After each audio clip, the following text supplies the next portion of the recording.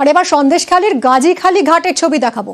ঘাট বলতে যদিও আর কিছু নেই, পাড় ভেঙে পুরোটাই নদীতে চলে গেছে ফেরিঘাট।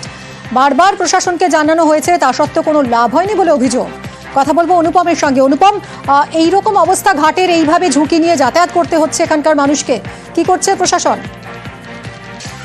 দেখো মিমি, এইটা সব থেকে বড় আশ্চর্য ঘটনা যে এই যে সন্দেশখালীর এই যে নেজার 2 নম্বর পঞ্চায়েতের যে বিদ্যাধরী নদীর যে গাজীখালী ঘাট, সেই গাজীখালী ঘাট দীর্ঘ কয়েক বছর ধরে এইরকমই পরিস্থিতি। এখানে একটা সময় ঘাট ছিল, কোনো এক সময় ঘাট ছিল, কিন্তু সেই ঘাট বহুদিন আগে ভেঙে নদীতে ভেসে চলে গেছে। এলাকার মানুষ একটা সময় নদী পারাপার হতো কাদার মধ্যে দিয়ে, এখন এলাকার মানুষ কিছু বৈদ্যুতিক খুঁটি সেই মাটির ওপর দিয়ে পাঠিয়ে ঝুঁকির পারাপার করছে। প্রায় দিনই দুর্ঘটনা করছে, বাইক পড়ে যাচ্ছে, যেসব বয়স্ক মানুষ তারা হামাগুড়ি দিয়ে ওঠে ওপরে, মহিলারা থরথর করে কাঁপতে কাঁপতে নাবে ওঠে, এরকমই দুরবস্থার মধ্যে দিয়ে চলে। আর যখন ঝড় বৃষ্টি হয় তখন তো কথাই নেই, তখন তো দুর্ঘটনা লেগেই থাকে।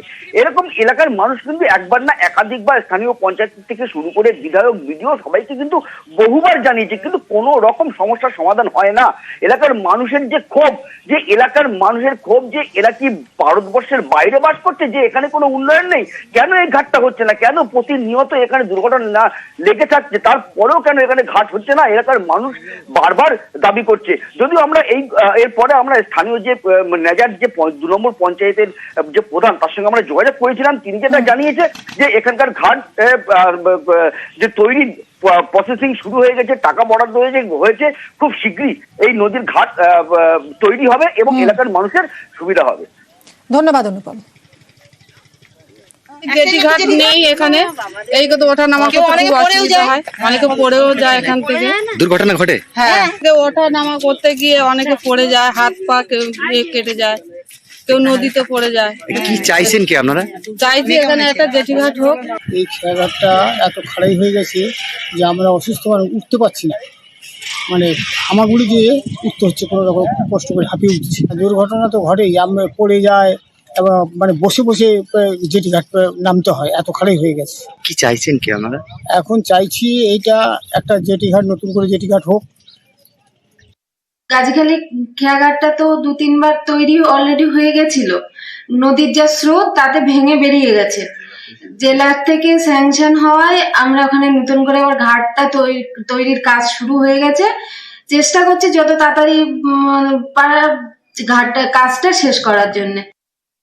হাওড়ার বেলগাছিয়ার দিকে নজর রাখতেই হচ্ছে, কারণ দুর্ভোগ ক্রমেই বাড়ছে। আবর্জনার পাহাড় ধসে নতুন করে বিপদ, নতুন করে ফাটল দেখা দিয়েছে একাধিক জায়গায়। কথা বলবো বিশ্বজিৎ, আমার সহকর্মীর সঙ্গে সরাসরি রয়েছে আমার সঙ্গে হাওড়া থেকে। বিশ্বজিৎ, আবারও একাধিক জায়গায় আজ সকাল থেকে ফাটল দেখা দিয়েছে, এর মধ্যে আবার বৃষ্টি, আজকাল 2 দিন ঝড় বৃষ্টির পূর্বাভাস রয়েছে, সব মিলিয়ে কি পরিস্থিতি?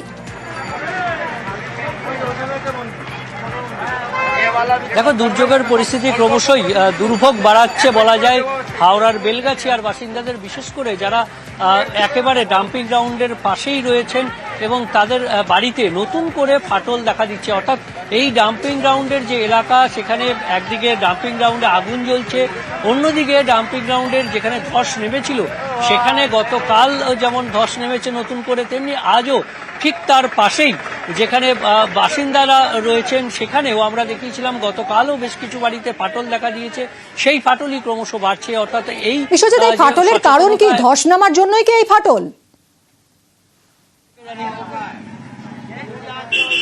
একদমই, কারণ এই এলাকায় যতটা জুড়ে এই ডাম্পিং গ্রাউন্ড রয়েছে তার সংলগ্ন এলাকাগুলো ক্রমশ এই ফাটলের আতঙ্কের মধ্যে বাস করছেন বাসিন্দারা, এবং যত দিন যাচ্ছে বৃষ্টি পড়ছে তাতে আরও বেশি করে একদিকে যেমন এই ডাম্পিং গ্রাউন্ডের তলায় জল ঢুকে গিয়ে যে ধসের সৃষ্টি হয়েছিল প্রথম দিন থেকে, অর্থাৎ পাইপ লাইন লিকেজ করে যায়, জল চলে যায়, তারপর সেই ডাম্পিং গ্রাউন্ডে ধসের শুরু হয়। কি ব্যবস্থা নিচ্ছে প্রশাসন? জায়গায় প্রশাসন অর্থাৎ হাওড়া পুরসভার যেমন ডিজাস্টার ম্যানেজমেন্ট তেমনি রাজ্যের যে ডিজাস্টার ম্যানেজমেন্ট তারাও এই বিষয়টার উপর নজর রাখছেন এবং যারা প্রশাসনিকভাবে এই মুহূর্তে যারা ক্ষতিগ্রস্ত তাদেরকে আলাদা শেল্টারে নিয়ে যাওয়া হচ্ছে, তাদের প্রয়োজনীয় জিনিসপত্র সঙ্গে নিয়ে সেই শেল্টারে গতকাল রাত থেকেই সেই শেল্টারে নিয়ে যাওয়ার প্রক্রিয়া শুরু হয়েছে। নতুন করে যাদের ফাটল হচ্ছে যে বাড়িগুলোতে সেখান থেকেও বাসিন্দাদেরকে সরিয়ে নিরাপদ আশ্রয়ে নিয়ে যাচ্ছে প্রশাসন, সেখানেই তাদেরকে থাকা এবং খাওয়ার ব্যবস্থা করছে প্রশাসনিক তরফ থেকে। ধন্যবাদ বিশ্বজিৎ। কাল আপনি এখানে সামনে দেখতে পারবেন আমার পাইপটা কোথায় দিয়ে কোথায় ঢুকে গেছে। পাইপটা পাম্প ঘরের মধ্যে ঢুকে যাচ্ছে আস্তে আস্তে, ধসটা নামতে যাচ্ছে। अब এখানে দেখুন পুরো যতটা কাটা আছে মাটিটা কেটে দিলে একটু আমাদের ভালো হবে। আমার এখানে কিছু তো ঘর বাড়িগুলো সব তো ভেঙেই যাচ্ছে, এখানে আমরা ফির কোথায় যাব? থাকবার ব্যবস্থা তো খাবার ব্যবস্থা তো কি করবে, গরিব মানুষরা যে কাজ করে খাচ্ছিল সব কিছু তো বন্ধ হয়ে গেল। ছোট ছোট বাচ্চারা আছে কি করবে বলো তোমরা? তো কতদিন বর্ষাকাল আছে, স্কুলে কেমনি থাকবে? অত জন কম লোক যাচ্ছে। একদিকে দেখুন ফাটল আতঙ্ক গ্রাস করেছে, অন্যদিকে জল যন্ত্রণা। বেলগাছিয়ায় আজও জলের দুর্ভোগ, জলের পাইপ ফেটে বিপত্তি এবং তার মধ্যে আবার বৃষ্টি, ফলে পাইপ মেরামতির কাজ থমকে যাচ্ছে। জল সমস্যায় 14টি ওয়ার্ডের বাসিন্দা। প্রশাসন কি বলছে, কবে নাগাদ পরিস্থিতি ঠিক হবে, জল সরবরাহ স্বাভাবিক হবে, জানবো দেবাশিসের কাছ থেকে। দেবাশিস, দেখো, এই সব দুর্ভোগের মধ্যেই কিছুটা আশার আলো দেখা গেছে। তা হচ্ছে শিবপুর বিধানসভা কেন্দ্রের যে ওয়ার্ডগুলি রয়েছে, মূলত 8 নম্বর ওয়ার্ড, 9 নম্বর ওয়ার্ড, 50 নম্বর ওয়ার্ড এবং আরো মধ্য হাওড়া 2-1টি ওয়ার্ডে কিন্তু আজ সকাল থেকে জল সরবরাহ শুরু হয়ে গেছে। অর্থাৎ এই মুহূর্তে সমস্যার একটাই জায়গা, তা হচ্ছে উত্তর হাওড়া 14টি ওয়ার্ড। সেই 14টি ওয়ার্ডে কতক্ষণে জল পৌঁছবে তা নিয়ে কিন্তু যথেষ্ট আশঙ্কা রয়ে গেছে। আগামী কাল থেকে হয়তো স্বাভাবিক হতে পারে, তবে সবচেয়ে বেশি বাধা সৃষ্টি করছে প্রাকৃতিক দুর্যোগ। ইতিমধ্যে হাওড়া বা কলকাতাতে বৃষ্টি শুরু হয়েছে, যার জেরে কিন্তু কার্যত থমকে আছে। যেটা চেষ্টা চালানো হচ্ছে পদ্মপুকুরের যে মেন লাইন, সেই মেন লাইন থেকে উত্তর হাওড়ার যে পাইপ লাইন, সেখানে ডাইরেক্ট যোগাযোগ, অর্থাৎ বেলগাছিয়ায় যে পাম্পিং স্টেশন, সেই স্টেশনকে অ্যাভয়েড করে সরাসরি পাইপের সঙ্গে যুক্ত করে দেওয়া। তাহলে কিন্তু এই কাজটা যদি সম্পন্ন হয়, তাহলে আগামীকাল সকাল থেকেই উত্তর হাওড়ার বাসিন্দারা তারা কিন্তু পদ্মপুকুরের জল বা হাওড়া পুরসভার সরবরাহিত জল সেটি কিন্তু পেতে সক্ষম হবে। তবে এই মুহূর্তে দাঁড়িয়ে একদিকে প্রাকৃতিক দুর্যোগ, অন্যদিকে ধসের পরিমাণ কিন্তু বেড়েই চলছে। সকাল থেকে একাধিক জায়গায়, বেশ কয়েকটি জায়গায় নতুন করে ধস হয়েছে এবং একাধিক বাড়ি ঘর রাস্তা সব মিলে হাওড়ার বেলগাছিয়ার বাসিন্দারা কিন্তু চরম ভোগান্তির মুখে পড়েছেন। একদিকে যেমন, আর এর মধ্যে শিবপুরে জল দেওয়া শুরু হয়েছে, জল সরবরাহ স্বাভাবিক হয়েছে শিবপুরে, সেই ছবিটা দেখছেন।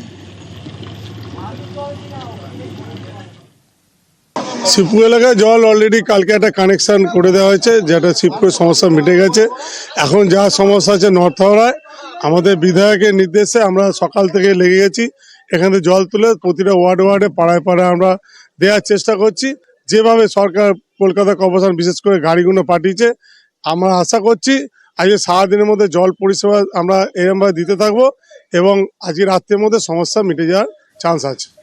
শিবপুরের মানুষ জল পাচ্ছেন, কিন্তু যেসব এলাকায় এখনো জল সরবরাহ করা যাচ্ছে না, সেই সব এলাকায় কি ব্যবস্থা নেওয়া হচ্ছে জানবো বিশ্বজিৎ আমার সহকর্মীর কাছ থেকে। বিশ্বজিৎ, শিবপুরে বেশ কিছুটা স্বস্তি, সেখানে জল পাচ্ছেন মানুষ, সেখানকার মানুষ, কিন্তু উত্তর হাওড়ার আর যেসব অঞ্চলের মানুষ এখনো জল পাচ্ছেন না, সেখানে প্রশাসন কি ব্যবস্থা নিচ্ছে বিকল্প?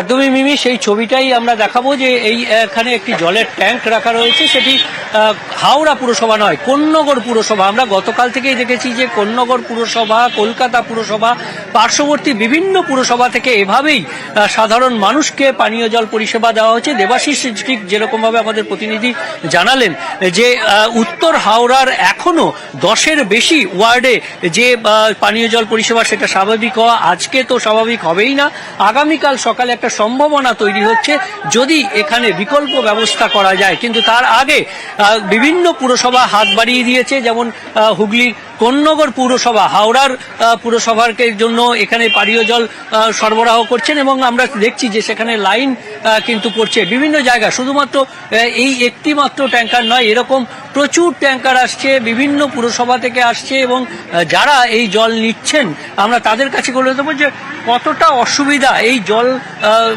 নেই কতটা অসুবিধায় পড়ছে। অনেকটা অসুবিধা, আর জল আরো যেন দেয়া হয়, লোক যেন পেয়ে যেন ভালো করে, কিন্তু জলের প্রচুর সমস্যা।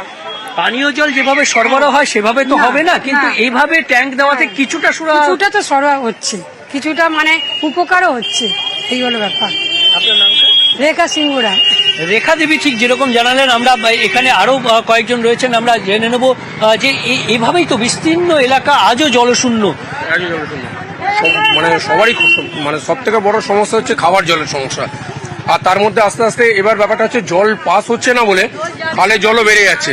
এবার সেই জলগুলো আস্তে আস্তে এলাকার মধ্যে ঢুকতে শুরু করছে, মানে এই জন্যই আমাদের এই এখানে যে ট্যাঙ্ক আসছে, পর্যাপ্ত ট্যাঙ্ক আসছে নাকি আরো প্রয়োজন? হ্যাঁ, আমাদের পর্যাপ্ত ট্যাঙ্ক মোটামুটি পাঠিয়ে দিচ্ছে আমাদের যে বাড়ি বিভিন্ন পুরসভা থেকে আমরা দেখছি যে এই পানীয় জল আসছে এবং কোন্নগর পুরসভা থেকে জলের ট্যাঙ্ক, অতিরিক্ত জলের ট্যাঙ্ক পাঠানো হচ্ছে পরিস্থিতি সামাল দিতে। অন্যান্য পুরসভাগুলোও সাহায্যের হাত বাড়িয়ে দিয়েছে।